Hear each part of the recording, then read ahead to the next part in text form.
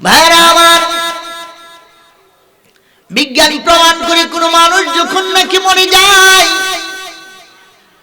ওই মানুষটাকে যখন নাকি কবরস্থ করা হয়, 2 দিন যখন চলে যায়, দ্বিতীয় দিন থেকে তার প্রস্রাব পায়খানার রাস্তা দিয়ে তার মলমূত্রগুলি বের হয়, সাথে সাথে পোকাও বের হয়। আওয়াজ করে বলুন আল্লাহু আকবার। কেন? এই যে দেখেন, মানুষ খুলিকাল ইনসান দাঈফা, আল্লাহ তাআলা বলছেন মানুষকে একমাত্র আশরাফুল মাখলুকাত করছে তার ব্রেনের কারণে। এই যে মাথাটা দিয়েছে, মানুষকে মাথা দিয়েছে, এই ব্রেন অন্য কোন জাতিকে দেয় নাই। একটা হাতি বন্য প্রাণী, অনেক বিশাল বড়, সেই হাতিটাকে আয়ত্ত করার মগজ আপনি আমাকে দিয়েছে। কথা বলেন ঠিক কিনা? সাধারণ একটা মানুষকে দেখলে হাতি ভয় পায় শুধুমাত্র তার কৌশলের কারণে, অথচ শক্তির দিক দিয়ে বিবেচনা করলে একটা পিঁপড়ার মতো শক্তি আমাদের নাই। খেয়াল করে দেখবেন, একটা পিঁপড়া তার থেকে 20 গুণ ওজনে বেশি। বিজ্ঞান প্রমাণ করছে একটা পিঁপড়া তার যতটুকু ওজন 20 গুণ ওজন বেশি টানতে পারে। আপনি আমাকে যদি দায়িত্ব দিয়ে দেয় যে 5 গুণ বেশি টানা, তো দূরের কথা, একটু সাইডে ছুড়ে নেওয়া অসম্ভব। কথা বলেন বন্ধুরা আমার, যখন নাকি তার বয়স কবরের মধ্যে চলে যায়, 3 দিন কবরে রেখে দিয়ে আসলেন, মাত্র 3 দিন হয়ে যায়। 3 দিন পরে ওই মানুষটার নাকটা পচে যায়। যখন নাকি 6 দিন হয়ে যায়, 6 দিন পর থেকে তার হাত পায়ের নখগুলি আস্তে আস্তে খসে পড়ে যেতে শুরু করে। আওয়াজ করে বলুন আল্লাহু আকবার। মাত্র 10 দিন যখন হয়ে যায়, ওই মানুষটার চোখগুলি আস্তে আস্তে বের হয়ে যায়। আর 17 দিন যখন হয়ে যায়, ওই মানুষটার মাথার চুল এবং শরীরের পশমগুলি আস্তে আস্তে শরীর থেকে বিচ্ছিন্ন হয়ে যায়। যদি নাকি তার বয়স কবরের মধ্যে 60 দিন হয়ে যায়, মাত্র 2 মাস 60 দিন হয়ে যাওয়ার পরে আপনার শরীরে যতগুলি মাংস রয়েছে, হাড় থেকে মাংসগুলি আস্তে আস্তে বিচ্ছিন্ন হতে শুরু করে। 90 দিন হয়ে যাইলে হাড়গুলি পর্যন্ত আস্তে আস্তে জোড়া ছুটে যায়। যখন 60 বছর হয়ে যায়, ওই মানুষের হাড়গুলি পর্যন্ত এই মাটির সঙ্গে মিশ্রিত হয়ে যায়। চিৎকার মেরে বলুন আল্লাহু আকবার। মিনহা খলাকনাকুম ওয়া ফিহা নুঈদুকুম ওয়া মিনহা নুখরিজুকুম তারাতান উখরা। কথা বলেন ঠিক কিনা? বন্ধুরা আমার, যে আয়াত কারিমা তেলাওয়াত করলাম, একটু পরে আসছে মৃত্যুর কথাটা একটু বলি। ওয়া নবী হুরায়রা রাদিয়াল্লাহু তাআলা আনহু قال قال النبي صلى الله عليه وسلم إن الميت في قبره إلا كالغريق المتغمس। মানুষকে যখন কবরস্থ করে দেওয়া হয়, এই কবরের ভিতর মানুষ একটা ডুবন্ত মানুষের মতো থাকে। যেমনি ভাবে একটা মানুষ সমুদ্রে পড়ে যাইলে অথবা নদীতে পড়ে যাইলে অথবা যদি খাল বিলে পড়ে যায়, ওই ব্যক্তি সাঁতার জানতে পারে না। মানুষটা যদি পানির মধ্যে পড়ে যায়, বাঁচার জন্য অনেক চেষ্টা করে। ওই মানুষটাকে বাঁচাইতে হইলে আরেকটা মানুষের সাঁতার জানলেওয়ালা লাগবে। কথা বলেন ঠিক কিনা? সাঁতার না জানলে এই ওঠায়ের মানুষটাকে বাঁচানো সম্ভব? সম্ভব না। তো আমার তো যুবক ভাইদের কাছে আমার এইটুকু কথা, সাঁতার জানার চেষ্টা তো করতে হবে। আর সাঁতার জানার চেষ্টা করতে হলে মাহফিলে বসতে হবে। আপনি মাহফিল সাজাইলেন, প্যান্ডেল করলেন, আপনার দায়িত্ব শেষ হয়ে কিয়ামত পর্যন্ত মাহফিল করবেন, কোনো কাজ আসবে না যদি হেদায়েত হতে না পারে। মাহফিল করার একটা উদ্দেশ্য আছে, প্রত্যেকটা কাজ যখন করে আমরা তার একটা উদ্দেশ্য আছে। উদ্দেশ্য কি আপনি কি নাম করার জন্য না, উদ্দেশ্য হচ্ছে আপনাকে এই মাহফিলের মাধ্যমে সমাজের মানুষদেরকে উশৃঙ্খল থেকে সুশৃঙ্খলে আনতে হবে। কথা বলেন ঠিক কিনা? ভাইরা আমার, হযরত আবু হুরায়রা রাদিয়াল্লাহু তাআলা আনহু থেকে বর্ণিত, তিনি বলেন আল্লাহর নবী রাহমাতুল লিল আলামিন ইরশাদ করলেন, সাবআতু ইউযিল্লুহুমুল্লাহু তাআলা ইয়াউমাল কিয়ামাতি লা যিল্লা ইল্লা যিল্লুহু।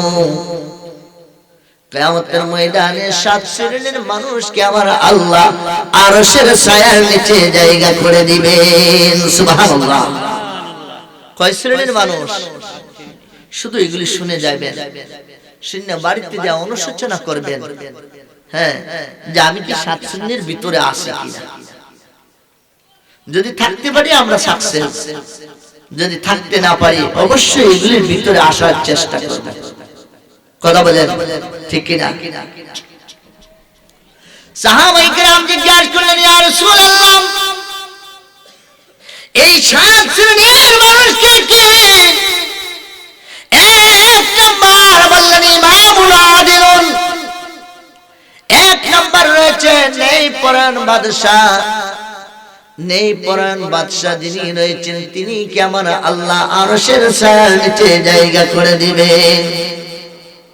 নেই পরায়ণ বাদশা, এই নেই পরায়ণ বাদশা কি একটু সামনে আসতেছে, ইলেকশন আসতেছে না সামনে।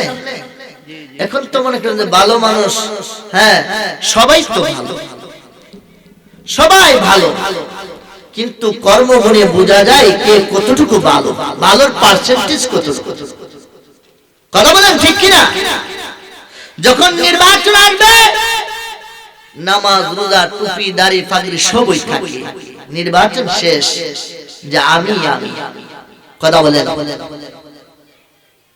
আর আমাদের একটা বদ অভ্যাস, টাকা খেয়ে খেয়ে আমরা মানুষদেরকে ভোট দিয়ে নির্বাচিত করি। কথা বলেন ঠিক কিনা? এই টাকা খাওয়া হারাম, সরাসরি হারাম। কথাগুলি যদি আপনাদের কাছে খারাপও লাগে, কিছু করার নাই, একজন আলেম হিসেবে আমাদের এই কথাগুলি বলা দরকার। বন্ধুরা আমার, আবার যিনি নেতৃত্ব দিবেন প্রথম থেকে লক্ষ্য করবেন, আল্লাহ তুমি যদি আমাকে সমাজের নেতা বানাও, আমি সমাজের মানুষের খাদেম হিসাবে কাজ করতে চাই। ভাইরা আমার, যেমনি ভাবে লক্ষ্য করলে বোঝা যায় আবু বকর সিদ্দিক রাদিয়াল্লাহু তাআলা আনহু আল্লাহর নবী রাহমাতুল লিল আলামিনের পরে খেলাফতের দায়িত্ব পেয়েছিলেন। উমর খেলাফতের দায়িত্ব পেয়েছিলেন, আলী পেয়েছিলেন, উসমান পেয়েছিলেন। তারা যখন খেলাফতের দায়িত্ব পায় ওই সময় তাদের চোখ দ্বারা ঝরঝর করে পানি আসে, আর বলতেন আল্লাহ গো, এত বড় দায়িত্ব পাইলাম, না জানি আমার দায়িত্ব কমপ্লিট করতে পারি কিনা, আমার দায়িত্ব পালন করতে পারি কিনা। যদি আমার দায়িত্বের মধ্যে কোনো গড়ফড় হয়, না জানি কিয়ামতের ময়দানে আমার অবস্থা কি হয়ে যায়। এই জন্য তাদের চোখ দ্বারা ঝরঝর করে পানি পড়ছে। আজকে বর্তমানে আমরা সেই সুযোগটা পাই, কিন্তু আমরা সুযোগ পাইলে সাথে সাথে আনন্দ মিছিল করি। কথা বলেন ঠিক কিনা? দুইটার পার্থক্য আছে কিনা? তার কারণ কি? আনন্দ মিছিল করি যে আমার এটার থেকে অনেক কিছু, হ্যাঁ, সাধ্য হাসিল করার সুযোগ আছে। আর তারা বলতো কি, তাকওয়াল্লাহ, ভয় করি কাকে? আমার আল্লাহকে। সালাসুম মুনজিআতুন ওয়া সালাসু মুহলিকাতুন। এই সাহাবীরা তিনটা জিনিস তোদেরকে মুক্তি দেবে কিয়ামতের ময়দানে, আর তিনটা জিনিস তোদেরকে ধ্বংস করে ফেলবে। সাহাবায়ে কেরাম জিজ্ঞাসা করলেন, ইয়া রাসূলুল্লাহ, জানতে চাই কোন তিনটা জিনিস আমাকে মুক্তি দিবে?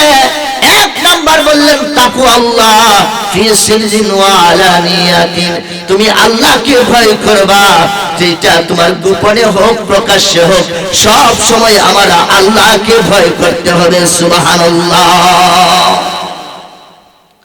আল্লাহর ভয় করার কথা বলছে। ওয়াজ মাহফিলে আমাদের দরকার এই কথাগুলি মানুষকে শোনানো।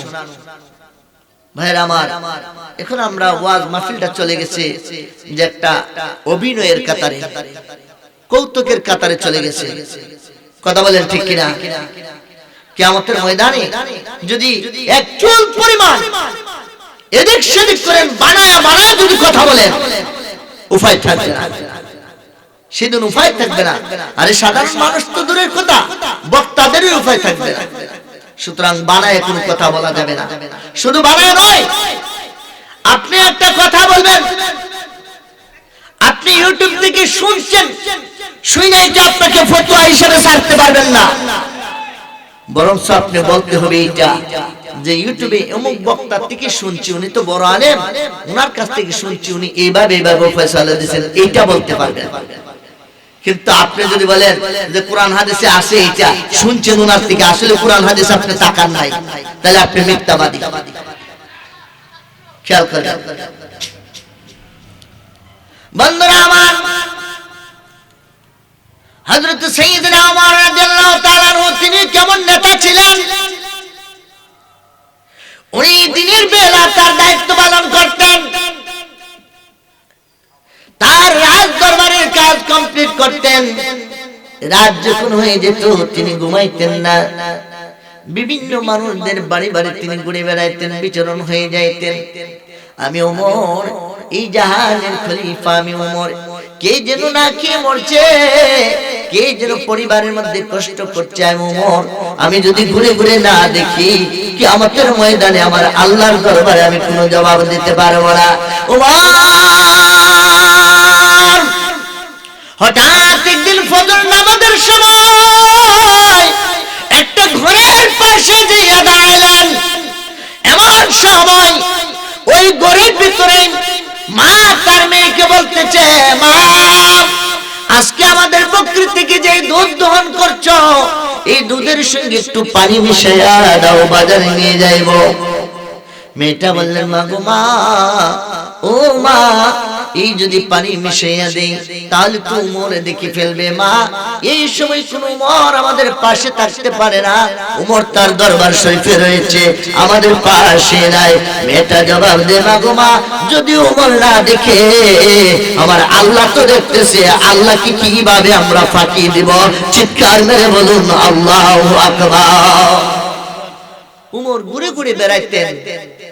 এই খবর যখন পাইলেন তখন উমর মনে মনে ভাবলেন, আরে এমন একটা মেয়ে আমার ছেলেকে বিয়ে করাইবো, হ্যাঁ আমার ছেলেকে বিয়ে করাইবো, আমি তো মেয়ে বিশ্রয় পাই না, এইটাই তো ধার্মিক মেয়ে। সুবহানাল্লাহ বলেন। যে আমরা বিয়ে শাদী করাই, একটা সাথে আরেকটা এজন্য কথায় কথা বাড়ে।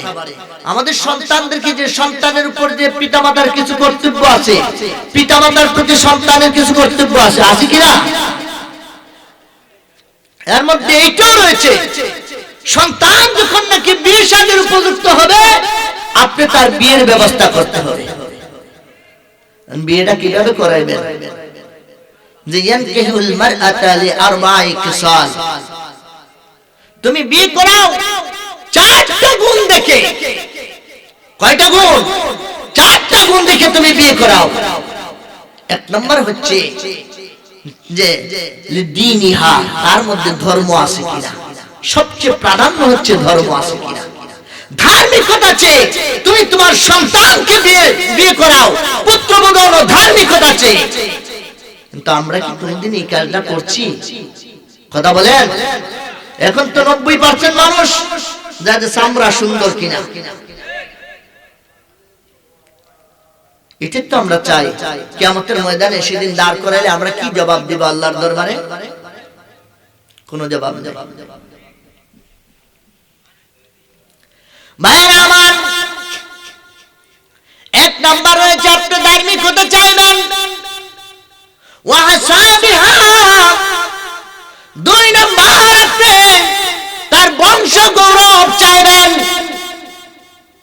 3 নম্বর রয়েছে জামালিহা, তার সৌন্দর্যের দিকে তাকাইবেন, 4 নম্বর রয়েছে মালিহা, তার সম্পত্তি আছে কিনা, ধন সম্পত্তি আছে কিনা। এই 4টা গুণ যদি ক্লিয়ার পান, ওই জায়গাটা আপনার জন্য ফেভারিট জায়গা, আত্মীয় করার জন্য। চিৎকার মেরে বলুন সুবহানাল্লাহ। উমর মনে মনে ভাবলেন, আমি অন্য কিছু পাই আর না পাই, আমি একটা জিনিস পাইলাম, এই মেয়েটাকে আমি ধার্মিকতা পাইলাম, আমার সন্তানকে আমি বিয়ে করাইব, অন্য কিছু দরকার নেই। আমি লক্ষ্য করি এই মেয়েটাকে যদি আমার ঘরের মধ্যে নেই, যেই মেয়েটা এই দুধের সাথে পানি মিশাইতে পারে না, তার মাকে উত্তর দিয়েছে, মা ইন্নাল্লাহ তাআলা হারামাল গাসা, আমার আল্লাহ হারাম করেছে মানুষের সঙ্গে প্রতারণা করার জন্য। ও মা, যদি আমরা দুধের সঙ্গে পানি মিশাইয়া দেই, নিশ্চয় নিশ্চয় এটা মানুষের সঙ্গে প্রতারণা হবে। এই জন্য মেয়েটা প্রতারণা করতে রাজি না, এই মেয়েটা আমার আল্লাহ নামে। উমর মনে মনে ভাবলেন, আমার সন্তানকে যদি আমি বিয়ে করাই, আমার জন্য প্রকৃত পুত্রবধূ এই মেয়েটাই আমার দরকার। চিৎকার মেরে বলুন সুবহানাল্লাহ। তো আমরা কি এটা করি? করি না। ভাইরা আমার, আবার তুই শুনুন, রাজা সানিয়াল খুলাফায়ে রাশিদিন, ইসলামের দ্বিতীয় খলিফা। আর আমাদের সমাজে তো এই যে নাম দেখি খলিফা তো দূরের কথা, নাম দেখি প্রধানমন্ত্রী, প্রেসিডেন্ট, এগুলি তো দূরের কথা, সামান্য একজন সাধারণ একজন মেম্বার, হ্যাঁ, যদি সমাজের একজন মেম্বার হয়, ওনার বাড়িতে ঢোকার তো অনেক কঠিন। কথা বলেন বন্ধুরা আমার। ওমর রাদিয়াল্লাহু তাআলা আনহু চলে গেলেন রাতের বেলা, মানুষের বাড়ি বাড়ি ঘুরে বেড়াচ্ছেন। এমন সময় লক্ষ্য করলেন, অনেক দূর যেখানে কোনো বাড়ি ঘর নাই, ওই জায়গার মধ্যে দেখা যায় খেজুর পাতা দিয়ে একটি ঘর বানাচ্ছেন। ওমর লক্ষ্য করলেন, প্রায় রাতের 2টার দিকে লক্ষ্য করলেন, ওমর ওই ঘরের ভিতরে ফাঁকা দিয়ে আগুন দেখা যায়। ওমর মনে মনে ভাবলেন, এত রাতে কোনো ঘরের ভিতরে কোনো পাওয়ার থাকার কথা নয়, আগুন থাকার কথা নয়, নিশ্চয়ই তারা কোনো কঠিনস্থ অবস্থা রয়েছে, কোনো কঠিন বিষয়ের মধ্যে রয়েছে, অথবা কোনো বিপদ আপদের মধ্যে রয়েছে। এই জন্য তাদের ঘরের মধ্যে আগুন জ্বলছে। ওমর মনে করলেন, আমি যদি তাদের খোঁজ খবর না নেই, কিয়ামতের ময়দানে সেদিন যদি আমার আল্লাহ আমাকে পাকড়াও করে ফেলবে, আমি ওমরের সেদিন বিচার থাকবে না। এই জন্য ওমর দৌড়াইয়া গেলেন বাড়ির পাশে যাইয়া, ঘরের পাশে যাইয়া তিনি দেখতে চাইলেন, ফাঁকা দিয়ে একটু তাকাইলেন, লক্ষ্য করলেন 2টা বাচ্চা রয়েছে, বাচ্চাগুলি হাও মাও করে কাঁদছেন। আর বাচ্চার মা একটা চুলার মধ্যে একটা ডেকচি দিয়া পানি গরম করছে, একটা কাঠি দিয়ে নাড়াচাড়ি করছে, কয়েকটা পাথর রয়েছে। বাচ্চাগুলি যখন মার কাছে খানা চায়, মা ও মা আমাদেরকে খানা দাও, মা বললেন আরেকটু অপেক্ষা করো, আরেকটু অপেক্ষা করো, আমার খানা রেডি হয়ে আসছে, যখন খানা রেডি হয়ে যাবে আমি তোদের খাদ্যের ব্যবস্থা করে ফেলবো। ওই বাচ্চাগুলি একটু শান্ত হয়ে যায়, আবার বাচ্চাগুলি কান্না করলে মা তাদেরকে এইভাবে সান্ত্বনা দেওয়ার চেষ্টা করে। ওমর দরজাটুকু কারাঘাত করলেন, কারাঘাত করার পরে বললেন, কে তুমি, কে বাহির থেকে কে আমাকে দরজায় কারাঘাত করলেন? ওমর জবাব দে, মা ভয় পাও না মা, দরজা খুলো, আমি তোমার ঘরের ভিতরের অবস্থা দেখার জন্য আগমন করছি। মা দরজাটুকু খুলে দিলেন। ওমর এই মহিলাকে বললেন, আপনি ঘরের ভিতর কি করতে চান? বাচ্চা 2টা কান্না করতে চান। আমি লক্ষ্য করলাম বাইরে থেকে এই বাচ্চাগুলি কান্নাকাটি করতেছেন। মহিলা কিন্তু ওমরকে কোনোদিন দেখেও নাই, চিনেও নাই। মহিলা জবাব দেয়, ওমরও তার পরিচয় দেয় নাই। মহিলা জবাব দেয়, বাবা গো ও আমার বাবা, আমি বড় অসহায়, আমি বড় কষ্টের মধ্যে আছি বাচ্চাগুলি নিয়ে। মানুষের কাছ থেকে শুনলাম এই এলাকার রাজা হযরত ওমর নাকি মানুষদেরকে খাদ্যদ্রব্য দান করে। আমি আসলাম ওনার পাশে যদি একটু যাই, আমাকে যদি কিছু দান করে আমার সন্তানগুলি নিয়ে কি আমি একটু বসবাস করতে পারবো, ভালোভাবে জীবন ধারণ করতে পারবো। মহিলা বললেন আমি আসতেছিলাম, এখানে যখন আসলাম রাত হয়ে যায়, এই জন্য আমি আর সামনে যাই নাই, এই জন্য এখানে তাবু গড়ে আমি এখানে শুয়ে রইলাম, আমি এখানে বসবাস করতে রইলাম। সকাল যখন হবে আমি আবার এখান থেকে রওনা করব, ওমরের দরবারে আমি যাব। ওমর জিজ্ঞেস করলেন মা, ওমরকে তুমি দেখছো কি না? মহিলা জবাব দেয় আমি এখনো পর্যন্ত ওমরকে দেখি নাই, কিন্তু মানুষের কাছ থেকে শুনছি ওমর নাকি মানুষের প্রতি বড় দয়াবান। সুবহানাল্লাহ। মেরাজে যায় আল্লাহর হাবিব নবী কামলে ওয়ালা, মেরাজে যায় আল্লাহর হাবিব নবী কামলে ওয়ালা। ইয়া রাসূলুল্লাহ ইয়া হাবিবাল্লাহ ইয়া রাসূল। পড়েন সবাই। লাও মেরাজ যায় আল্লাহর হাবিব নবী কামলে ওয়ালা, মেরাজ যায় আল্লাহর হাবিব নবী কামলে ওয়ালা। ইয়া রাসূলুল্লাহ ইয়া হাবিবাল্লাহ ইয়া রাসূল। গুপ্ত কথা প্রকাশিতে নবীজি গেলেন আরশ পাকে, গুপ্ত কথা প্রকাশিতে নূর নবী যায় আরশ পাকে। পিছে পিছে জিবরাইল আমিন আগে কামলে ওয়ালা, পিছে পিছে জিবরাইল আমিন আগে কামলে ওয়ালা। ইয়া রাসূলুল্লাহ ইয়া হাবিবাল্লাহ ইয়া রাসূল। লাও মেরাজ যায় আল্লাহর হাবিব, মেরাজ যায় আল্লাহর হাবিব নবী কামলে ওয়ালা। ইয়া রাসূলুল্লাহ ইয়া হাবিবাল্লাহ ইয়া রাসূল। মেরাজে যায় নূর নবীজি, যাইয়া দেখলে মাওলার ছবি। মেরাজে যায় নূর নবীজি, যাইয়া দেখলে মাওলার ছবি। আর 5 ওয়াক্ত নামাজ দিলেন স্বয়ং আল্লাহ তাআলা, 5 ওয়াক্ত নামাজ দিলেন স্বয়ং আল্লাহ তাআলা। ইয়া রাসূলুল্লাহ ইয়া হাবিবাল্লাহ ইয়া রাসূল। বল্লাও মেরাজ যায় আল্লাহর হাবিব নবী কামলে ওয়ালা, মেরাজ যায় আল্লাহর হাবিব নবী কামলে ওয়ালা। ইয়া রাসূলুল্লাহ। ভাইরা আমার, ওমর মহিলাকে ডাক দিয়ে বললেন মা, ওমরকে দেখছো কি না?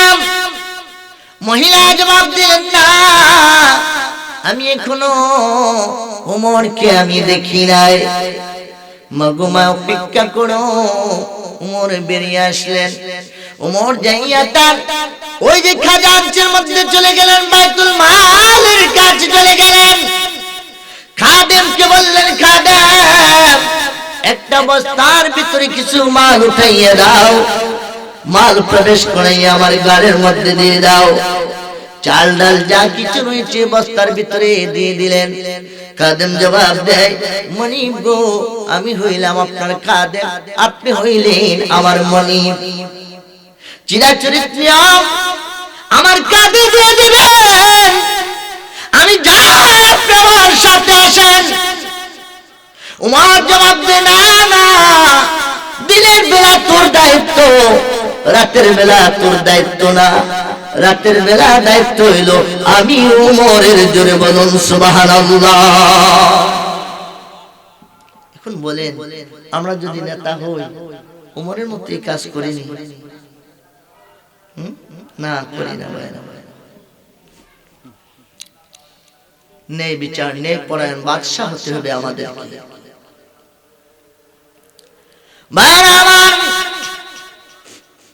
ওমর এবার নিজের মাথায় নিয়ে চলে যায় তার বাড়ির পাশে, দরজাটুকু খোলা পাইলেন, বস্তাটুকু তার ঘরের মধ্যে নামাইলেন। মহিলাকে বললেন, মা আপনি রান্না করুন, আপনার সঙ্গে আমি তরকারি এইগুলি একটু সহযোগিতা করে দেই। মহিলা রান্না করলেন, বাচ্চাদেরকে খাওয়াইলেন, আর মনে মনে বললেন, আল্লাহ গো ও মাওলা, আগামীকাল আমি ওমরের কাছে যাব মাল চাওয়ার জন্য। ও গো মাওলা, আমার ওমর যদি ওমর না হইয়া অথবা ওমর যদি অন্য কেউ না হইয়া এই ছেলেটা যদি ওমর হইতো, না জানি আমাদের জন্য কত উপকার হইতো। ওমর জবাব দে, মা আগামীকাল যাইও, আগামীকাল যাইলে ওমর থেকে আরো বেশি বেশি মাল পাইতে পারো। আওয়াজ করে বলুন সুবহানাল্লাহ। ওমর চলে গেলেন। পরদিন যখন এসে যায়, এই মহিলা যায় মাল আনার জন্য। যাইয়া দেখলেন গতকাল যে মানুষটাকে আমি কষ্ট দিলাম, এই মানুষটাই তো মানুষদেরকে মাল দিতেছে, উনি তো এখানে রাজা। মহিলার শরীরে একটা ভয় এসে পড়ছে, কম্পন এসে পড়ছে, না জানি এই মানুষটা আমাকে কি বলেন, আমি তো তার জবাব দিতে পারবো না, ভয় এসে যায়। ওমর জবাব দিলেন, মা তুমি ভয় পাইও না, সামনে চলে আসো। গত রাতের কষ্টের বিনিময়ে আপনি আমাকে ক্ষমা করে দিন, আমি না বুঝেন আপনাকে চিনতে পারলাম না, আপনাকে কষ্ট দিয়েছি ওমর, আপনি আমাকে ক্ষমা করে দিন। ওমর চুপ থেকে দুই চোখ থেকে জোর জোর করে পানি ছেড়ে দিলেন। মা গো মা, এটা তোমার কোন দোষ নয়, এটা আমি ওমরের দায়িত্ব ছিল রে মা। আমার দায়িত্ব রয়েছে এই জমানার মধ্যে, এই বিশ্বের মধ্যে যদি একটা মানুষও যদি না খেয়ে মরে যায় রে মা, কিয়ামতের ময়দানে আমি আল্লাহর দরবারে জবাবদিহি করতে হবে। আমি তোমার কাছে করজোড় করে ক্ষমা চাই, এই যে তুমি কষ্ট করলাম, আমি ওমর যে তোমার কাছে নির্ধারিত সময়ে যে আমি খানা পাঠাতে পারি নাই, কিয়ামতের ময়দানে আমার আল্লাহর দরবারে আমি ওমরের ব্যাপারে কোনো বিচার দিও না। সুবহানাল্লাহ। দেখেন এখান থেকে আমাদের কি শিক্ষা? কুল্লুকুম রায়ুন ওয়া কুল্লুকুম মাসউলুন আন রায়াতিহি। কিয়ামতের ময়দানে একটা মানুষ আরেকটা মানুষের রক্ষক হিসাবে সেই দিন দাঁড় করবে। মাওলা যেদিন আপনি আমাকে ধরে ফেলবে, আল ইমামু রায়ুন ওয়া মাসউলুন আন রায়াতিহি, ইমাম শব্দকে ধরবে। ইমাম মানে সমাজের নেতা, ইমাম মানে হচ্ছে এলাকার নেতা, এলাকার চেয়ারম্যান, মেম্বার, এমপি, মন্ত্রী, তাদেরকে ধরবে। আপনি তো নবীনগর উপজেলা নবীনগর এমপি ছিলেন, অথবা উপজেলা চেয়ারম্যান ছিলেন, অথবা কাইতলা ইউনিয়নের এমপি ছিলেন, কাইতলা ইউনিয়নের চেয়ারম্যান ছিলেন। আপনাকে আমি ধরে ফেললাম, আপনার ইউনিয়নের কতটা মানুষ কোন পথে চলে গিয়েছে, কোন পথে খারাপ পথে গিয়েছে কয়টা, ভালো পথে গিয়েছে কয়টা, প্রত্যেকটা মানুষের জবাব আমার কাছে দিয়ে দেন। সেই দিন যদি ওই মানুষটা বলেন, আল্লাহ গো আমি তাদের খবর দিব কি, আমার নিজের চলার ব্যাপারে আমি কোনো উত্তর দিতে পারবো না, সেই দিন তো আপনাকে আমার আল্লাহ পাকড়াও করে ফেলবে। আমার আল্লাহ আপনাকে আর সাধারণ ভাবে রাখবে না, সরাসরি জাহান্নামের ময়দানে নিয়ে যাবে। তুমি তো নেতা হও নাই, তুমি তো নেতৃত্ব দিয়েছিলাম মানুষের প্রতি অবিচার করার জন্য। চিৎকার মেরে বলুন নাউযুবিল্লাহ। ভাইরা আমার, والرجل راع في أهله প্রত্যেকটা পুরুষ লোককে সেদিন বলবেন তোমার পরিবার সম্পর্কে জবাব দিয়ে যাও। আমাদের প্রত্যেকেরই তো পরিবার রয়েছে, আপনারা বিয়ে করছেন, আমরা বিয়ে করেছি, স্ত্রী রয়েছে, আমাদের সন্তানাদি রয়েছে, মেয়ে সন্তান ছেলে সন্তান রয়েছে। কোন মেয়েটাকে আপনি যখন অ্যাডাল্ট হয়েছে, প্রাপ্তবয়স্ক হয়েছে, তার চাল চুলের জন্য আপনি পর্দার বিধান করছেন কিনা? আপনার সন্তান যখন প্রাপ্তবয়স্ক হয়েছে, আপনার সন্তান নামাজ পড়ছে কিনা, রোজা রাখছে কিনা, এইটার ব্যাপারে আপনাকে সেই দিন আপনাকে আমার আল্লাহ জিজ্ঞাসা করবে। যদি উত্তর না দিতে পারেন, আপনি আমার সেই দিন উপায় থাকবে না। কথা বলেন ঠিক কিনা? ভাইরা আমার, সারা জীবন ওয়াজ শুনে গেলাম পিতামাতার হক সম্পর্কে।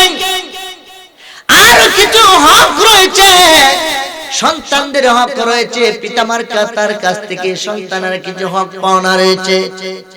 ভাইরা আমার, পিতামাতার প্রতি সন্তান সবসময় সদ্ব্যবহার করবে, কিন্তু সন্তানেরা আপনার কাছে কিছু পাওনা রয়েছে,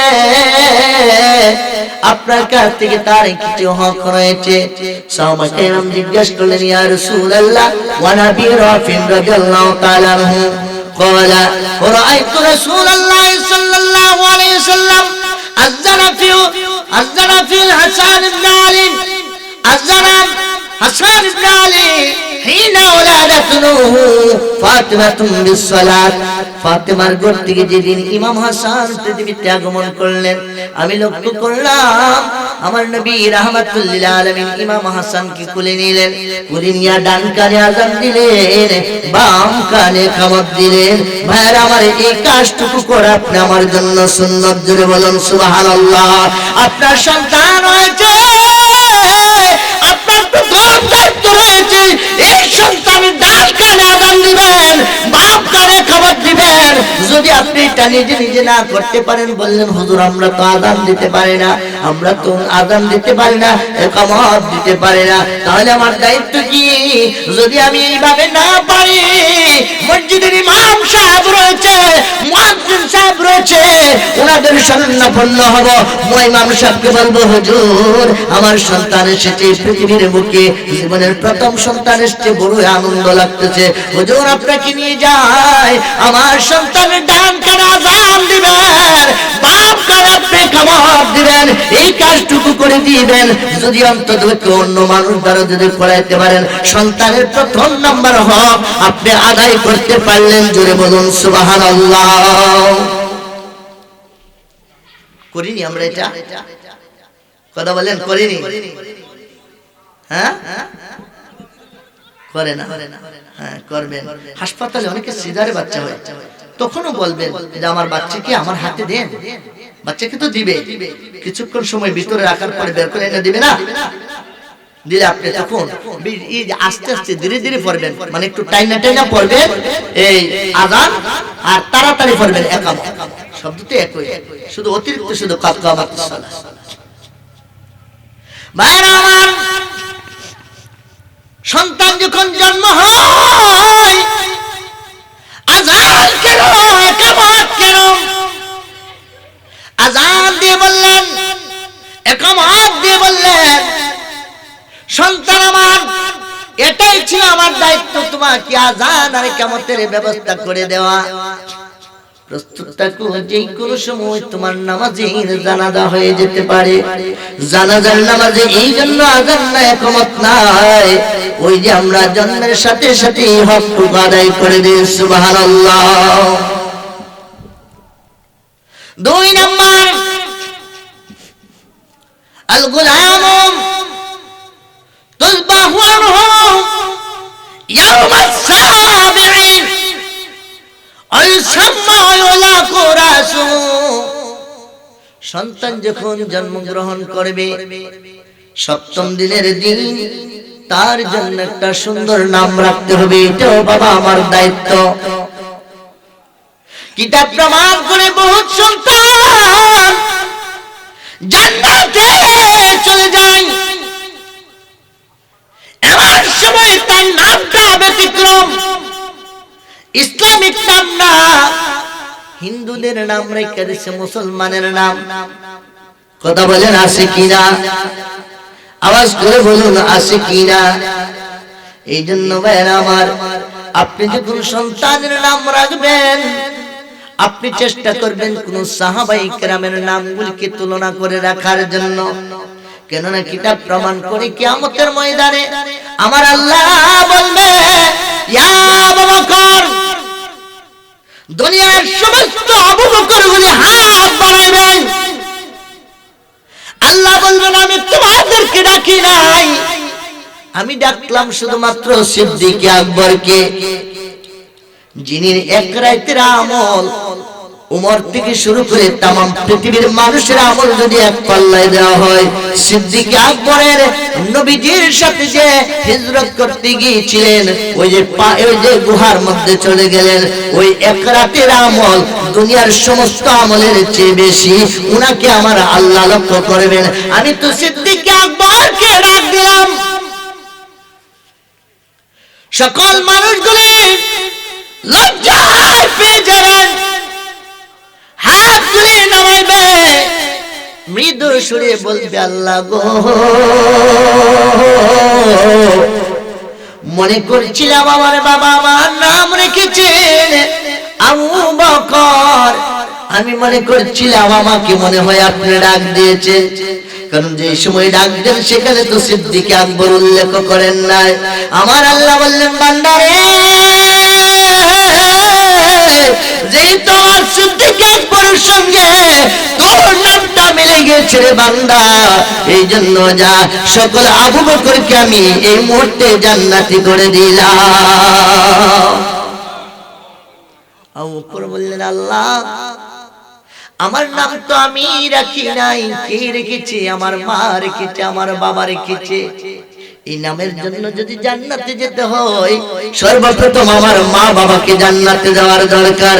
আল্লাহর নবী ইরশাদ করলেন, ওই অবস্থা আমার আল্লাহ বলবেন, যা যা, তোদেরকে আমি ছেড়ে দিলাম, এই নাম যে তোর বাবা রেখেছে, তোর মা রেখেছে, যা, এই জন্য তোদের সঙ্গে আমি তোদের মা বাবাকে পর্যন্ত জান্নাতি করে দিলাম। চিৎকার মেরে বলুন সুবহানাল্লাহ। এখন দেখিন, এই দায়িত্বগুলি যদি আমরা পালন করি, এই যে দেখেন আমরা নামাজ রোজা করছি ভাই, এগুলি যে আমাদের কবুল হচ্ছে কিনা হচ্ছে আল্লাহু আ'লামু বিমুরাদিহি। কথা বলেন ঠিক কিনা? আল্লাহ ভালো জানেন। তবে আল্লাহর নির্দেশ আমরা মান্য করছি, ঠিক কিনা? কিন্তু এই যে ছোটখাটো কাজগুলি আমাদের জন্য বিরাট হয়ে দাঁড়াবে কিয়ামতের ময়দানে। ভাইরা আমার, যখন আপনার সন্তানের নাম ইসলামী নাম নয়, বিধর্মীদের নাম রেখেছেন, সন্তানগুলিকে সেদিন ডাক দিবে, তোমার নামটা তো কোনো মুসলমানের নাম নয়, তোমাকে জাহান্নামে যেতে হবে। সন্তান জবাব দিবে, আল্লাহ গো, এই নাম তো আমি রাখি নাই, কে রেখেছে? আমার না, আমার মা রেখেছে, আমার বাবা রেখেছে। যদি তোমার বাবা মা রেখেছে, ওর বাবা মাকে ডাক দে, ফেরেশতারা যায় নিয়ে আসবে, তাদেরকে বলবে, তুমি তো তোমার সন্তানের নাম রেখেছো, সারা জীবন গুনার মধ্যে চলে গিয়েছো, শুধুমাত্র নাম রাখার কারণে আজকে তোমাকে জাহান্নাম থেকে টেনে টেনে জান্নাত থেকে টেনে টেনে জাহান্নামে তোমাদেরকে পৌঁছাইতে হবে। চিৎকার মেরে বলুন নাউযুবিল্লাহ। এই জন্য 7 দিনের দিন একটা নাম রাখবেন, এটা আপনার বাবা মার দায়িত্ব। ভাইরা আমার, 7 দিনের দিন আর একটা কর্তব্য রয়েছে, তুযবাহু আনহু ইয়াওমাস সাবিঈ, একটা বকরি জবাই করে, অথবা 2টা বকরি জবাই করে, অথবা গরু অথবা উট মহিষ জবাই করে তার নামে আকিকা দিতে হবে। দুরুল মুক্তার ফতোয়া শামীর মধ্যে রয়েছে, যদি নাকি আপনার তৌফিক না থাকে, একটা সন্তানের জন্য ছেলে হোক মেয়ে হোক, একটা নাম দিলেই চলবে, একটা বকরি দিলে চলবে, 7 দিনের দিন যদি দেন।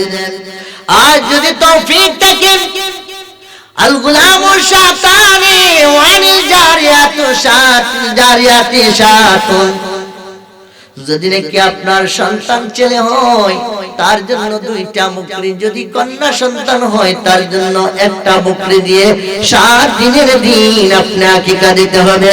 চিৎকার মেরে বলুন সুবহানাল্লাহ।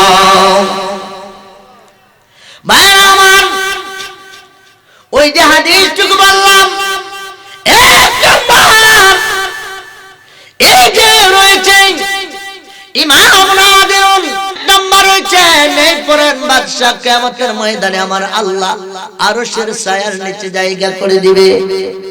তুদনা শামসু ইয়াউমাল খালকি হাত্তা তাকুনা মিনহা কামিকদার মিল, যেদিন নাকি সূর্যটা এত উপরের সূর্যটা আপনি আমার মাথার 3 ইঞ্চি পরিমাণ উপরে চলে আসবে, সেই দিন আরশের ছায়ার নিচে জায়গা করে দিবে। 1 নম্বর রয়েছে ইমাম রাদিলুন নেই পরায়ণ বাদশা।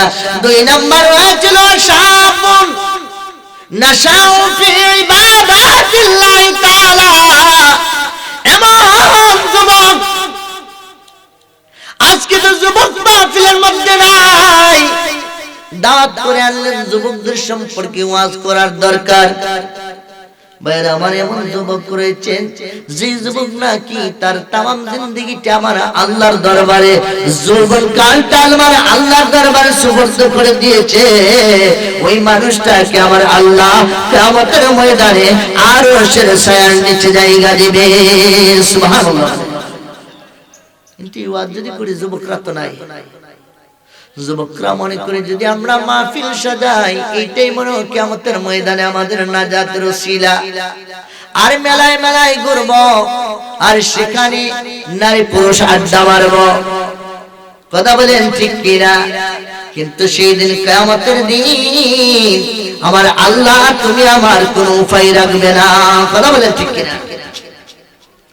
ভাইরা আমার, সিদ্দিক আকবর হযরত আবু বকর সিদ্দিক রাদিয়াল্লাহু তাআলা আনহুর সময় একজন ব্যক্তি মারা যায়, জানাজার নামাজ তাকে নিয়ে যায়, লাশের জানাজা করবেন। এমন সময় যেই মাত্র তাকবীর গুলি দেখবেন জানাজার নামাজের ফরজ 2টা, কয়টা বলেন? মাঝে মধ্যে কিছু মাসালা শিখবেন ভাইরা আমার, একটা মাসালা যদি শিখতে পারেন হাজার হাজার নফল নামাজের চেয়ে সওয়াব। চিৎকার মেরে বলুন সুবহানাল্লাহ। 2টা জানাজার ফরজ। 1 নম্বর রয়েছে কিবলামুখী হয়ে দাঁড়াইবেন। এই যে কিবলামুখী হয়ে পশ্চিম দিক হয়ে দাঁড়াইলেন, এটা একটা ফরজ। 2 নম্বরে ফরজ রয়েছে যখন নাকি আপনি 4টা তাকবীর বলবেন, এই 4টা তাকবীর মুখে মুখে উচ্চারণ করবেন, এইটাও আরেকটা ফরজ। এর বাকিগুলি হচ্ছে সুন্নাত। অনেকে আমরা ওইগুলি পারি না, না পারলেও জানাজা আদায় হয়ে যাবে। চিৎকার মেরে বলুন আল্লাহু আকবার। এমন সময় খাটিয়ার মধ্যে লাশ রয়েছে, যে মাত্র নাকি তাকবীরটুকু ধরবেন এমন সময় লক্ষ্য করলেন লাশটা একটু নড়াচড়ি করে। জানাজায় যদি দাঁড়ান, কোন মানুষ যদি দেখে লাশ নড়াচড়ি করে, বলেন কেউ আর জানাজা পড়বে কিনা? ইমাম সাহেবকে বলে হুজুর তাকবীরের দরকার নাই, তাকায় দেখেন লাশটা তো নড়াচড়ি করছে। ইমাম সাহেব আশ্চর্য হয়ে গেলেন, জীবনে কত জানাজা পড়লাম, এমন দেখি নাই, এই লাশটা কেন নড়াচড়ি করলেন? মনে হচ্ছে যেন সে জীবিত। পায়ের দিকটা নড়াচড়ি করে, মাথার দিকটা নড়াচড়ি করে। এমন সময় মানুষ যাইয়া যখন তার বেড়িটা খুলে ফেলে, তার মাথাটা যখন খুলে ফেলে, লক্ষ্য করলেন একটা সাপ, বিশাল বড় একটা সাপ পা থেকে পেছাইতে পেছাইতে মাথা পর্যন্ত আসে। পায়ের দিকটা লেজটা নাড়াচাড়ি করে, এই জন্য পা দিক দিয়ে দেখা যায় পা গুলি নাড়াচাড়ি করে। আবার মাথার দিকে যখন বারবার বললে, মনে হচ্ছে যেন মাথাটা আবার এইভাবে নড়াচড়ি করে। সাপটাকে মারার জন্য মানুষ যখন লাঠি সোটা নিয়ে আসতেছে, এমন সময় সাপের জবান খুলে যায়, দুনিয়ার মানুষের আরে আমাকে তোরা মারিস না, আমার কোনো দোষ নাই, আমার আল্লাহ আমাকে স্পেশাল ভাবে তৈরি করে দিয়েছেন একমাত্র তাকে আমি সুবল দেওয়ার জন্য। কি কারণে সুবল দেওয়ার জন্য? যদি নবী গো আপনার দিদার মওতের যাতনা থাকবে না মোরার পাই। যদি নবী গো আপনার দিদার মওতের যাতনা থাকবে না মোরার দিবেন গো দেখা দয়া করিয়া, দিবেন গো দেখা দয়া করিয়া। ইয়া রাসূল ইয়া রাসূলুল্লাহ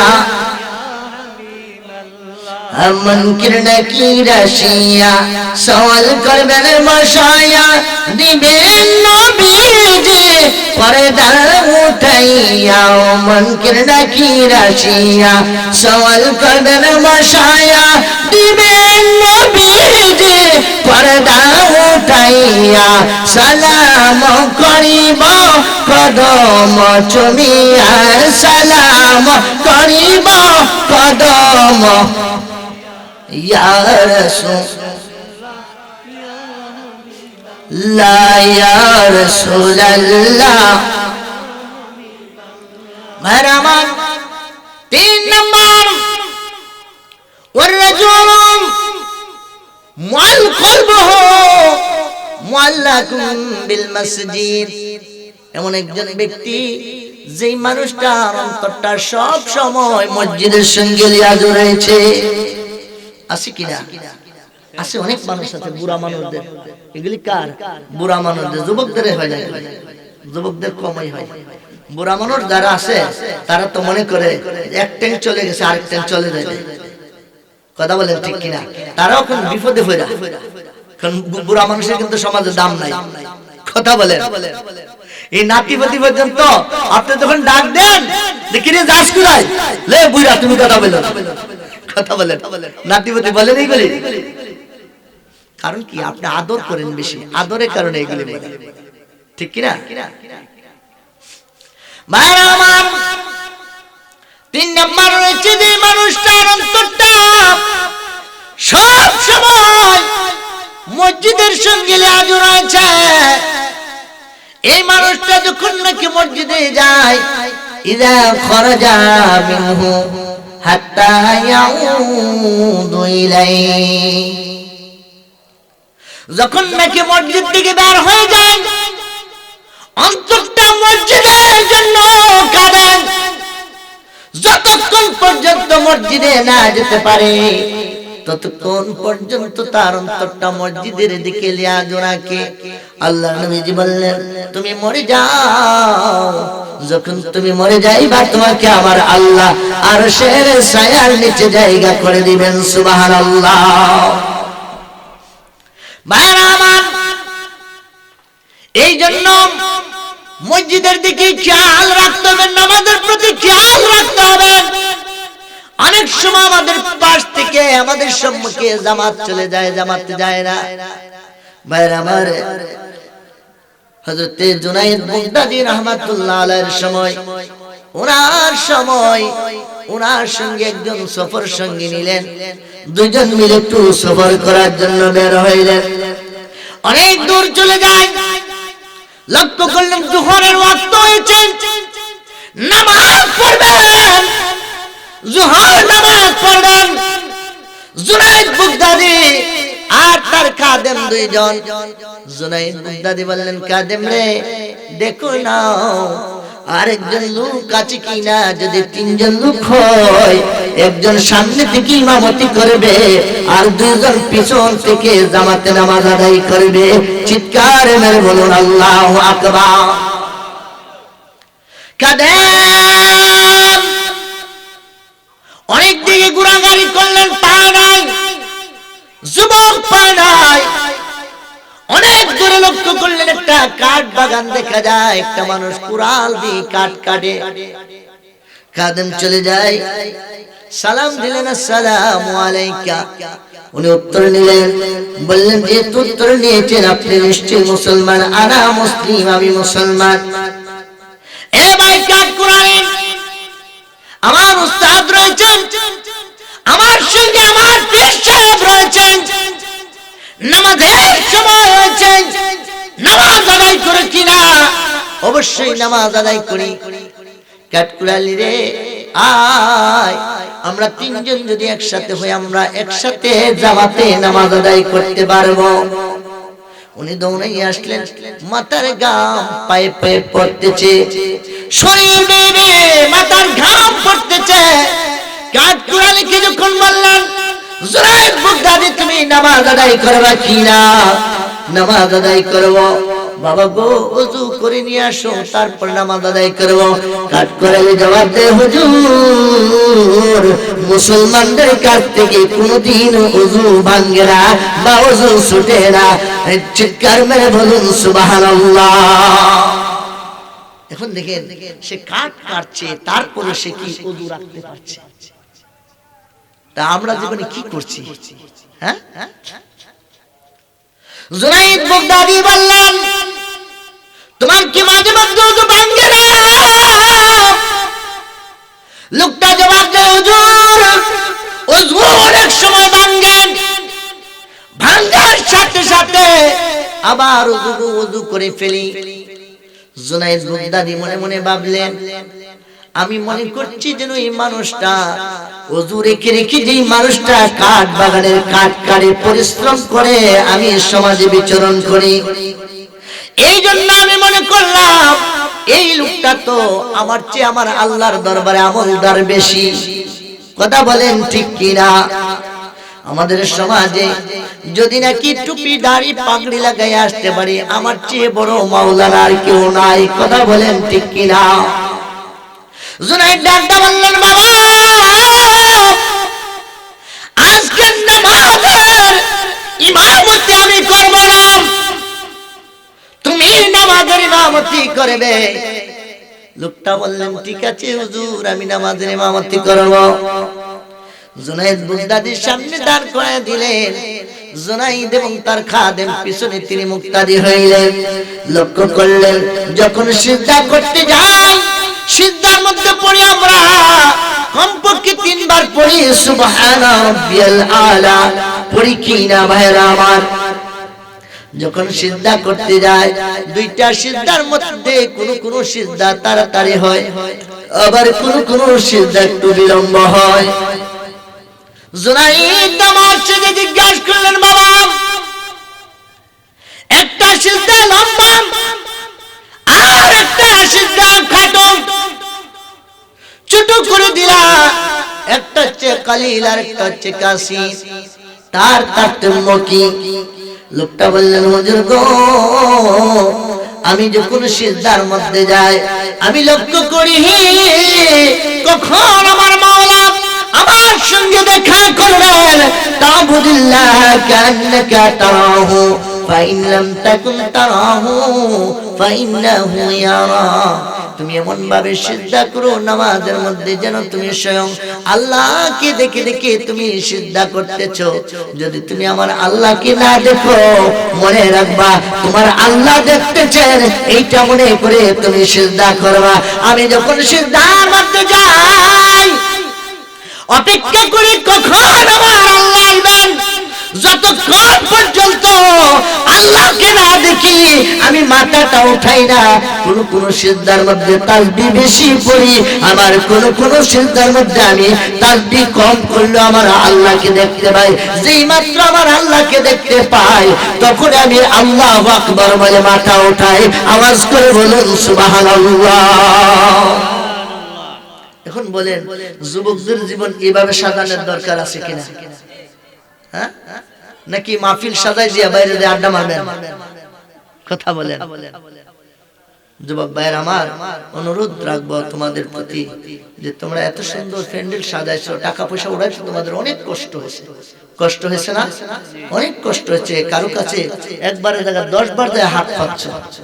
এই দুনিয়ার মধ্যে সবচেয়ে নিচু শ্রেণীর কাজ দুইটা, একটা হচ্ছে এই হাত পাতা, আরেকটা হচ্ছে কি যে স্ত্রীকে তালাক দেওয়া। জায়েজের মধ্যে নিম্ন শ্রেণীর কাজ দুইটা। ভাইরা আমার, রাহমাতুল্লাহ আলাইহি অনেকবার ঘরের ভিতরে নামাজ আদায় করতেছিলেন। একটা যুবক যায় ঘরের ভিতরে চুরি করার জন্য। রাবিয়া বসরি রাহমাতুল্লাহ আলাইহি নামাজের ভিতর থেকে খেয়াল করলেন একটা মানুষ তার ঘরের মধ্যে চুরি করছে, কিন্তু নামাজ বাদ দিয়া তো তাকে ডাক দিতে পারে না। কথা বলেন ঠিক কিনা? সালাম ফিরাইলেন। এমন সময় লক্ষ্য করলেন এই চোর ঘর থেকে চলে যায়। চোরকে ডাক দিলেন, বাবা তুমি দূরে যাও না, শুনে যাও, তোমাকে আমি কোনো ক্ষতি করব না। লোকটা ভিতরে আসলেন, মা গো মা, কি জন্য তুমি আমাকে রাখলা? রাবিয়া বসরি বলেন, তোমার কাজ তো চুরি করা, যত করে যাও কিছু কিছু না কিছু পাও, তুমি নিয়ে যাও। আমার ঘর থেকে তুমি শূন্য হাতে ফিরে যাও, এটা আমি চাই না। আল্লাহর ওলিরা মেহমান প্রিয়, যদিও তুমি চুরি করতে আসলা, আমি মনে করছিলাম আমার ঘরের মধ্যে একজন আল্লাহর মেহমান প্রবেশ করছে। বাবা আমার ঘরে কিছু নাই, একটা ঘটি রয়েছে, একটা পাত্র রয়েছে, পানির পাত্র। এই পাত্র দিয়ে আমি পানি নিয়ে আমি ওযু করি, এই পাত্রটা আমি তোমাকে দিয়ে দিলাম, তুমি পাত্রটা নিয়ে যাও। যদি যাও, তোমার প্রতি আমার একটা শর্ত থাকবে, পাত্রটা নিয়ে যাইয়া বাড়িতে যাইয়া এই পাত্রের মধ্যে পানি নিয়ে ওযু করে তুমি 2 রাকাত নামাজ আদায় করবা। চিৎকার মেরে বলুন সুবহানাল্লাহ। রাবিয়া বসরির দিকে লোক পাত্রটা নিয়ে নিলেন। এমন সময় রাবিয়া ঘরের ভিতরে 2 রাকাত নামাজ দাঁড়ালেন, আল্লাহর দরবারে দোয়া শুরু করলেন। আল্লাহ গো, আমার যেই দায়িত্ব ছিল আমি দায়িত্ব পালন করে দিলাম, বাকি দায়িত্ব তোমার রয়েছে। আমি জানি আল্লাহর কোন ওলি যদি থেকে থাকে, ওই ঘরে যদি কোনো মানুষ প্রবেশ করে গো আল্লাহ, ওই মানুষটাকে তুমি আল্লাহর ওলি বানাইয়া দাও। আল্লাহ তাকে শর্ত দিয়ে দিলাম 2 রাকাত নামাজ আদায় করার জন্য। আমি 2 রাকাত নামাজ আদায় করে তোমার দরবারে হাত বাড়াইলাম গো আল্লাহ, তুমি তাকেও তুমি আমার আল্লাহর ওলি বানাইয়া দাও। চিৎকার মেরে বলুন সুবহানাল্লাহ। এক দোয়া আল্লাহর ওলি, সুর পর্যন্ত আল্লাহর ওলি। সুবহানাল্লাহ। ভাইরা আমার, 3 নাম্বার যায় ওয়ারাজুলুন কলবুহু মুআল্লাকাতুন বিল মসজিদ। কোন মানুষের অন্তরটা যদি তার সব সময় মসজিদের সঙ্গে লিয়াজ রাখে, কখন মসজিদে যাবেন আর মসজিদে যাওয়ার পরে তিনি সুবহানাল্লাহ আলহামদুলিল্লাহ বা অন্য কোন তাসবিহ পড়বেন। যদি তাসবিহ না পড়তে পারেন, আপনি চুপ থাকবেন, চুপ থাকলেও নফল নামাজ পড়ার সওয়াব আমার আল্লাহ আপনাকে দান করবেন। যদি আপনি চুপ না থেকে দুনিয়াবি কথা যদি মসজিদের ভিতরে বলেন, ফেরেশতারা প্রথমবার সে আপনাকে ধমক দিবে, ও আল্লাহর বান্দারা তোমরা চুপ থাকো মসজিদের ভিতরে। আপনি যদি কথা বন্ধ না করেন, আবার যদি দুনিয়াবি কথা বলেন, প্রথমবার বলবে ও আল্লাহর বন্ধুরা তোমরা চুপ থাকো, দ্বিতীয়বার বলবে ও আল্লাহর বান্দারা তোমরা চুপ থাকো, তৃতীয়বার তাও যদি আপনি চুপ না থাকেন, তৃতীয়বার বললেন ও আল্লাহর দুশমনেরা তোমরা মসজিদে দায়িত্ব না, মসজিদ থেকে তোমরা বেরিয়ে যাও। আওয়াজ করে বলুন আল্লাহু আকবার। ভাইরা আমার, ওই মানুষটার অন্তরটা যদি মসজিদে যায়, অনেক বৃদ্ধ মানুষ দেখা যায়। এক সময় লক্ষ্য করতাম মসজিদে ফজর নামাজ আদায় করার পরে ইমাম সাহেব যখন বের হয়ে যায়, মসজিদের দরজায় যায় বুড়া মানুষগুলি কোরআন শরীফ নিয়ে কোরআন তেলাওয়াত করত। আবার আমাদের মা বোনদেরকে লক্ষ্য করতাম সকাল যখন এসে যায়, দরজার পাশে এসে ফজর নামাজ পড়ে তারা সেখানে বসে বসে কোরআন শরীফ তেলাওয়াত করত। জমানা উল্টাই গিয়েছে, আপনার মোবাইল বের হয়ে গিয়েছে, আপনার এখন টিভি সিনেমা বের হয়ে গিয়েছে। এখন এগুলি দেখে দেখে আমার ঘরের মধ্যে কোরআনের আওয়াজ পায় না। কোরআনের পরিবর্তে বরং আমরা কোনো মতে নামাজ আদায় করলেও তারা মোবাইল নিয়ে মা বোনরা একটু ব্যস্ত দেখে। কথা বলেন ঠিক কিনা?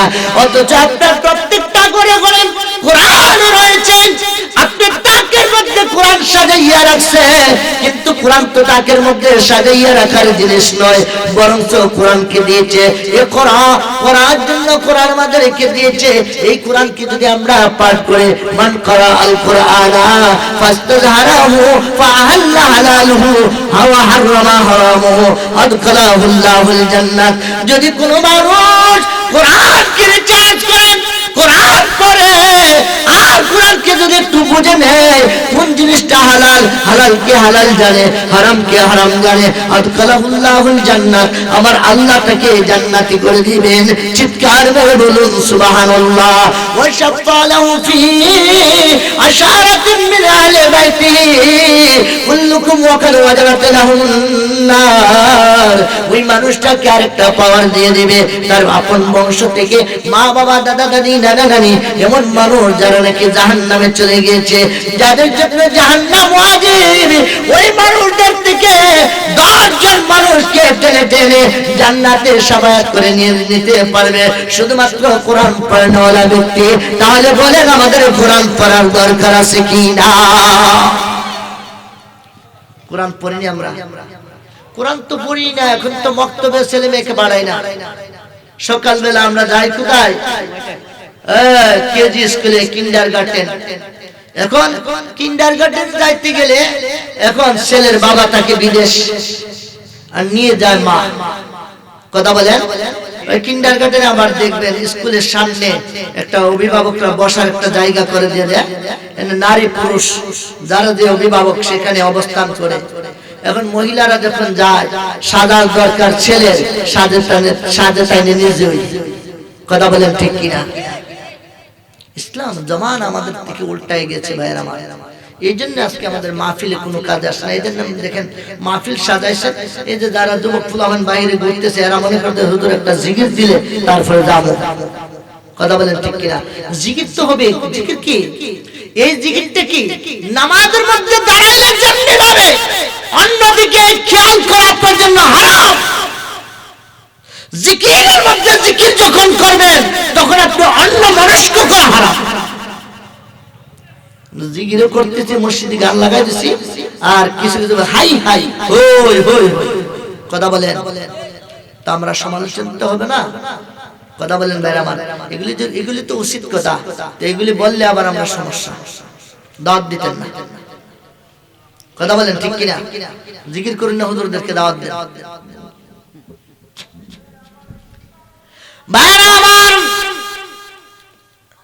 4 নম্বর, ওয়ারাজুলানি তাহাব্বান ফিল্লাহি ইজতামা আলাইহি ওয়া তাফাররাকা আলাইহি। এমন 2 জন ব্যক্তি যারা নাকি ভালোবাসে, এক মানুষ আরেকজনকে ভালোবাসে একমাত্র আমার আল্লাহর জন্য। কার জন্য বলেন? আমাদের ভালোবাসাটা আল্লাহর জন্য আমরা মনেও করতে পারি, আবার এইটাকে আমরা প্রকাশ্যেও রাখতে পারি, গোপনেও রাখতে পারি। ইন্নামাল আমালু বিন্নিয়াত, প্রত্যেকটা কাজ হয় তার নিয়ত অনুসারে। লক্ষ্য করলে দেখা যায় বেগম খালেদা জিয়ার জানাজা হয়েছে, কোন মানুষ কাঁদতে কাঁদতে শেষ। আসলে এই কান্নার পেছনে কোন রহস্য আছে কিনা বলেন? কথা বলেন? একটা পদ পাওয়া। কি পাওয়া? হ্যাঁ, পদ পাওয়া। আসলে এতদিন যে উনি যে এর মধ্যে বিপদ আপদ ছিল, এই সময় তো এদেরকে দেখছি না। 15-17 বছর কোথায় ছিল? এখন তো মনে করেন যে এখন তো বন্ধুরা আমার, ওরা জোলানি তাহাব্বান ফিল্লাহি,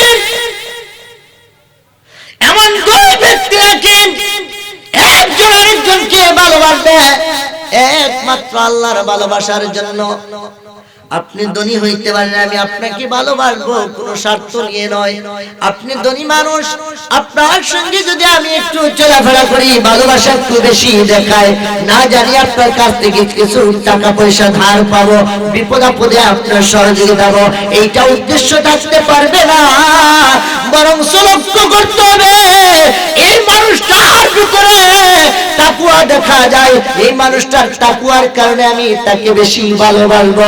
এইটাই হতে হবে আপনার মূল উদ্দেশ্য। এই জন্য আল্লাহ নবী রাহমাতুল্লাহ আলামিন ইরশাদ করলেন, সালাসু মুনজিয়াতুন ওয়া সালাসু মুহলিকাতুন। ওরে সাহাবীরা, তিনটা জিনিস রয়েছে যারা নাকি মানুষদেরকে মুক্তি দান করবে, আর তিনটা জিনিস রয়েছে যারা নাকি মানুষদেরকে ধ্বংস করবে। সাহাবায়ে কেরাম জিজ্ঞাসা করলেন, ইয়া রাসূলুল্লাহ, এই কোন তিনটা জিনিস মানুষকে মুক্তি দেবে, জাহান্নাম থেকে মুক্তি দেবে, বিপদ আপদ থেকে মুক্তি দেবে? এক নাম্বার বললেন সাহাবীরা, এক নাম্বার রয়েছে তাকওয়া আল্লাহ, আল্লাহর ভয় করা, আল্লাহকে আল্লাহর পরহেজগারি অর্জন করা। ফি সিররিন ওয়া আলানিয়াতিন, প্রকাশ্যে করো অথবা গোপনে করো, তোমার ভিতরে রাখো অথবা বাহির করো, সব ক্ষেত্রে তোমরা আল্লাহর ভয় করবা। যেই কোনো কাজ করবা আল্লাহর ভয় করবা, ভালো কাজ করো আর খারাপ কাজ করো, সব ক্ষেত্রে আল্লাহর ভয় করবা। যদি তুমি আল্লাহর ভয় থাকে রে সাহাবীরা, এই দুনিয়ার মানুষ কোনোদিন খারাপ কাজে লিপ্ত হইতে পারে না। কথা বলেন ঠিক কিনা?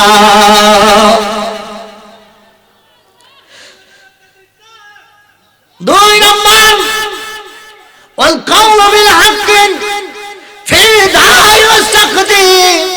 দুই নম্বর রয়েছে সব সময় সত্য কথা বলবেন। ভাইরা আমার, মিথ্যা কথা বলা যাবে না। আল কিযবু উম্মুজ যুনুব, মিথ্যা হচ্ছে সকল পাপের মূল। একটা মিথ্যা বলবেন, এই মিথ্যাটাকে টিকাইতে চাইলে আরো 10-12টা মিথ্যা লাগে। কথা বলেন ঠিক কিনা?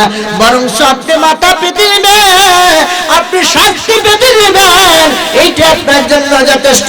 আল্লাহ দুনিয়াতে আমাকে কষ্ট দাও, কিন্তু আখিরাতে কষ্ট দেন। একটা তাকবীর, নারে তাকবীর, নারে রিসালাত, নারে গাউসিয়া। আহলে সুন্নাত ওয়াল জামাত এনায়েতুল্লাহ খান আবদি আল কাদরি সাহেবের আগমন, হযরত মাওলানা এনায়েতুল্লাহ খান আবদি আল কাদরি সাহেবের আগমন, यार তো চেয়ার দিও। এনায়েতুল্লাহ খান আবদি আল কাদরি সাহেবের আগমন। ভাই আমার, আমি শেষ করে দিচ্ছি। আমার ভাই, স্নেহভাজন ছোট ভাই হযরত মাওলানা এনায়েতুল্লাহ খান আবদি আল কাদরি,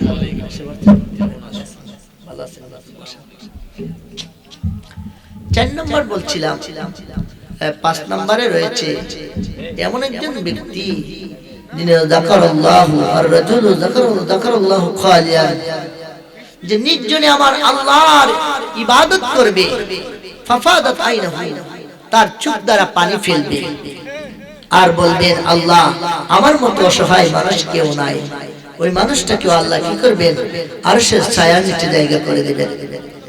তারপরে রয়েছে এমন একটা মানুষ, যে মানুষটাকে নাকি দাওয়াত হুই ইমরাতু, একটা মহিলা জাতু হাসাবি ওয়া জামালি, সুন্দরী রূপসী নারী তাকে দাওয়াত করবে, আসো আমার সাথে তুমি কি করো? খারাপ কাজে লিপ্ত হই। এই সুযোগ যদি বর্তমানে যুবকরা পায়, তারা তো মনে করবে যে আমরা তো দুনিয়ার জান্নাত পেয়ে গেছি। কথা বলেন ঠিক কিনা? আর ওই মানুষটা যদি বলে, ইন্নী আখাফুল্লাহ, নিশ্চয় আমি আল্লাহকে ভয় করি, আমার দ্বারা খারাপ কাজ করা সম্ভব না, আল্লাহর নবী বললেন তাকে আরশের ছায়ার নিচে জায়গা করে দেবেন।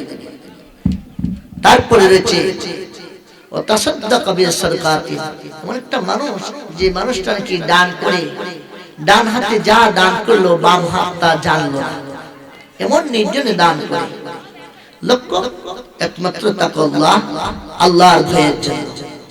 ভাইয়ের আমার, এই 7টা মানুষ যদি হয় তাইলে তো আমাদের যথেষ্ট। এই 7 শ্রেণীর ভিতরে আমরা আছি কিনা বলেন? যদি থাকতে পারি, অবশ্যই দুনিয়ার জিন্দেগি, এই দুনিয়া মুসাফির খানা। কথা বলেন, এই দুনিয়ায় মুসাফিরি খানা মনে বুঝিলে না, কত মানুষ আইলো গেল রইল না। কথা বলেন ঠিক কিনা? আমরা বেলাতে একই অবস্থা। আমি আসলে কথা দীর্ঘায়িত করতে চাচ্ছি না। আমাদের কাছে উনি মনে হয় প্রথম আসছে এই গ্রামে।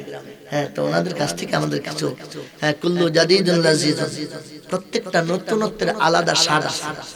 হ্যাঁ, ওনাদের কাছ থেকে আমরা সেই স্বাদ নেওয়ার চেষ্টা করবো। আমি আবারও যুবক ভাইদেরকে বলছি, বাবারে, হ্যাঁ, প্রধান বক্তা চট্টগ্রাম থেকে আমরা যদি দাওয়াত করি না, যদি রাস্তাঘাটে ঘুরে, তাহলে বক্তার প্রতি আমাদের মহব্বত বাড়লো না, বরং বক্তার প্রতি মহব্বত কমলো।